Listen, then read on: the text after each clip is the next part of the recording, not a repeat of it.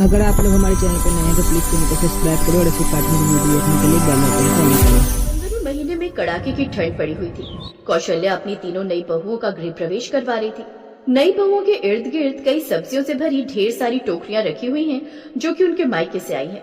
इतनी सब्जियां देखकर पड़ोसन कमला मजे लेते हुए कहती है, अरे ये क्या कौशल्या बहन, लोगों की बहुएं मायके से आते हुए ढेर सारा दहेज लाती हैं, लेकिन तेरी बहुएं तो ये हरी भरी सब्जियां लेकर आई हैं। वो क्या है ना कमला, मेरी बहुओं के पिता किसान हैं, खुद की खेती बाड़ी का काम है उनका, खुद की सब्जियां उगाते हैं, इसलिए 6 महीने की सब्जियां भिजवा दी। इसी बहाने हमें भी हरी भरी सब्जियां खाने को मिलेंगी। कौशल्या बात को संभाल लेती है, फिर सारी सब्जियां उठाकर रसोई में रख दी जाती हैं। पूरी रसोई उन हरी भरी सब्जियों से भर जाती है, जिसे देख ननद शिवानी अपनी माँ से कहती है, माँ, अपनी ये हरी भरी सब्जियों की रसोई को देखकर तो ऐसा लग रहा है मानो ये कोई सब्जी मंडी हो। बिल्कुल सही कहा बेटी। अगले दिन तीनों बहुएं अपनी पहली रसोई बनाने के लिए आती हैं। बाहर सभी खाने का इंतजार करते हैं। वाह, खुशबू तो ऐसी आ रही है जैसे चिकन राइस बने हो। लगता है वो हमारी मन की बात जान गई। इतनी ठंड में तो गर्मा गर्म चिकन खाने का ही मन करता है। कुछ देर बाद, ये लीजिए माँ जी, आपके पालक पनीर, फ्राई गोभी, धनिया की चटनी, बथुए का रायता और पूरी आप सबके लिए पेश है। ये देखकर उन सबका मुंह बन जाता है। बहू, ये सब क्या है? माँ जी, अगर हम ये हरी भरी सब्जियां नहीं बनाते तो ये खराब हो जाएंगी रखे रखे। उस वक्त तो वो सब जैसे तैसे वो खाना खा लेते हैं। फिर शाम को क्या बन रहा है बहू? माँ जी, सरसों का साग और मक्के की रोटी बन रही है। लेकिन मैंने तुम्हें बताया था ना, हमारे यहाँ हरी सब्जियां कम खाते हैं। ज्यादातर हमारे यहाँ अंडा, चिकन, छोले, राजमा यही सब बनते हैं। सबको यही पसंद है। लेकिन माँ जी, छोले राजमा ये सब तो बादी बनाते हैं और हरी सब्जियां नुकसानदायक नहीं होती।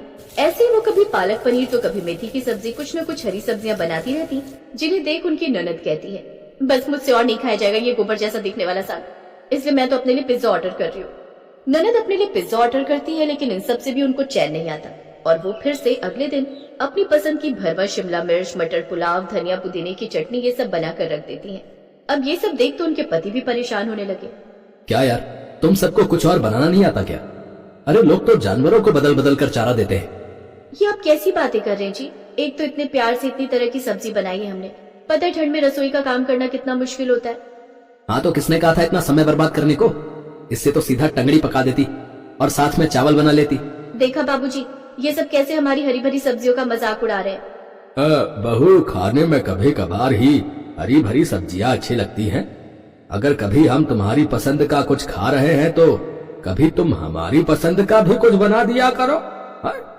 और मटन चिकन खाने का जो है असली मजा तो जो है ठंड में ही आता है भाई। अब कल खाने में चिकन और राइस ही बनना चाहिए, समझी? ससुर का गुस्सा देखकर सभी बहुएं चुप हो जाती हैं।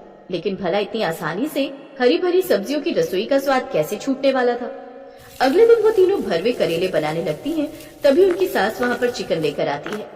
ये चिकन लाई हूँ, अब जल्दी से चटपटे मसाले बनाकर तैयार कर दो। चिकन देखकर वो सभी घिनाने लगती हैं। लेकिन माँ जी, हमने तो ये करेले काट लिए थे। कोई बात नहीं, लाओ मैं पड़ोस में दे आती हूँ।